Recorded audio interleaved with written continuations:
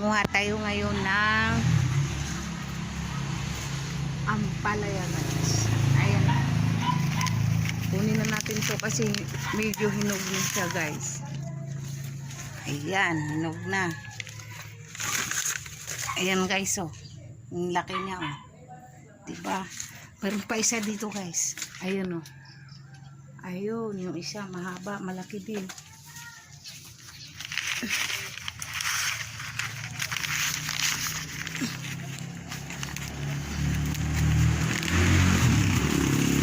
Ayan guys, nakuha na natin. Oh, di ba? Ayan na siya guys. Yung tanim ko dito sa tabi-tabi, hinog na siya pero pwede pa to. Haba niya, oh. Oh, libre na guys ang ulam natin.